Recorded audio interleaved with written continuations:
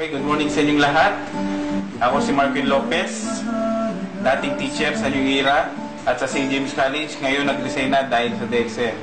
So, paano ako na-invite dito sa DXN? Na-invite ako ng isang estranghero na nagpakilala sa akin na sabi daw ay yayaman daw kami. Na nung sinabi niya ang yayaman, hindrap ko yung opportunity. Nung pumunta na kami sa opisina na sabi yayaman kami, grabe guys, ang sumambulat sa akin kape. Yung pala, ang pinasukan ko yung DXN company. So ang DXN guys, nung una, sobrang negative ko dyan. Lalo na ng mga co-teacher ko, sinasabi na DXN kapi-kapi lang, napaka-cheap lang. Guys, hindi nag-walkout ako sa unang seminar ng DXN. Hanggang dumating, sa sobrang kulit nung nag-invite sa akin, binalikan ako. Ang sabi sa akin ng taong yun, Mark, ganyan ba talaga pag may pinag-aralan? Wala pag narinig na kahit isa. Ang dami na sinasabi.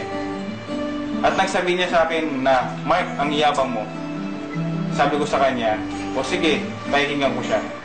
At nung napakinggan ko siya guys, grabe, 3 gabi ako hindi nakatulog.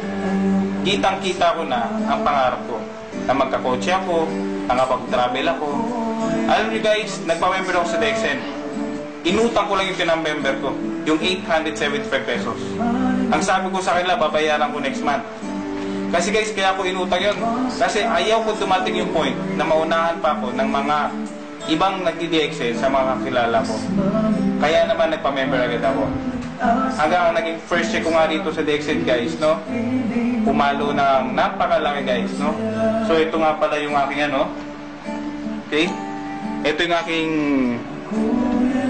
yung aking ID sa New Era. At ito rin yung lisensya ko. Kumbaga board passer na rin ako. Ito yung first check ko sa DXN nung nag-start ako. April 21, 2004. Magkano? 800 pesos. So grabe, sobrang laki ng kahiyan ang inabot ko dyan. Bakit? Kasi sabi ko, yayaman na ako. Pero hindi naglaon, no? Sa kabila ng mga rejection, negative na mga kapitbahay ko, yung mga kamag-anak ko, yung mga kasama ko sa trabaho, ininda ko lang yun. Ang sabi ko sa sarili ko, pagtyaga akong DXN, mahirapan man ako, mapagod man ako, pero after 2 years, milyonaryo naman ako. Hanggang tinuloy-tuloy ko lang. So sumunod na naging check ko rin sa DXN. Okay?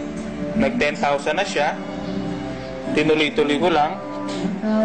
Nag 58,000. Dumating yung point na 100,000 ako.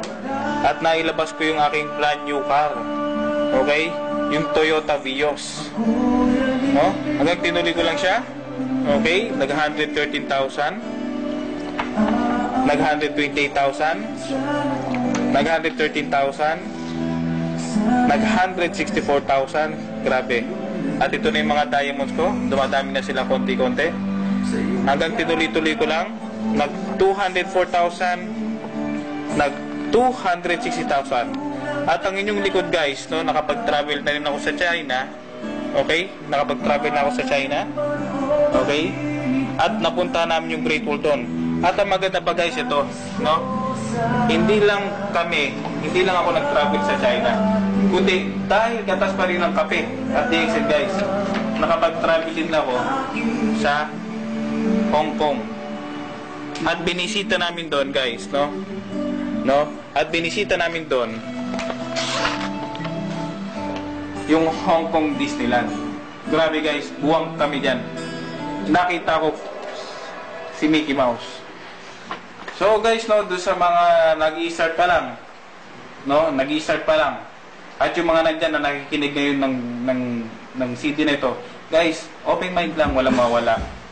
Kumbaga, open nyo yung mind nyo, baba nyo lang yung pride nyo, kasi pag nakasarado utak nyo, walang mangyayari. Open yung mind nyo. Baka yung nag-share sa inyo ngayon, ito na yung opportunity na makapagpabago ng takbo ng buhay nyo. Okay? Ang maganda pa nung guys, hindi lang ako ang nagbago takbo ng buhay dito. Lalo na guys sa CORE, yung Center of Rising Power, na #1 na grupo sa Pilipinas guys. Ito na yung mga resulta nila. Okay? Ito, si Archie Cadasio, dati rin siyang teacher. Meron siyang 4 na anak. Ayan. Nagawa niyang mag-diamond. Grabe. Ang nag-motivate sa kanya, isa kahirapan, pangalawa yung pamilya niya. Okay? Grabe oh. No, kumikita na siya, grabe oh. 27,000. 3 buwan niya na sahod yan sa pagtuturo. Ngayon, diamond na rin sa core group. Okay? Ito naman si Projen Apsay. Dati siyang teacher sa New Era University. MA to at nag-doctorate. Projen Apsay, professor sa New Era University. Grabe. Kumikita na siya ngayon sa Texen. Okay? 33,000. Okay, ito naman si Hazel Malyari. Grabe guys, oh. 5 ang anak nito. Ito si Hazel Malyari. Pero nagawa niya mag-diamond. Ayan, si Hazel. Ayan yung kanyang asawa. Okay, ito yung chinecheck nila ngayon sa DXN.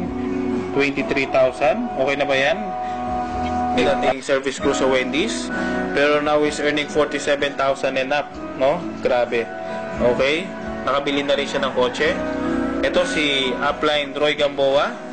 Okay, dati siyang cum laude sa New Era University. Ito yung kanyang ID. Education by profession. Ngayon guys, now he's earning 63,000 and above. Grabe. So, babata niya mga yan.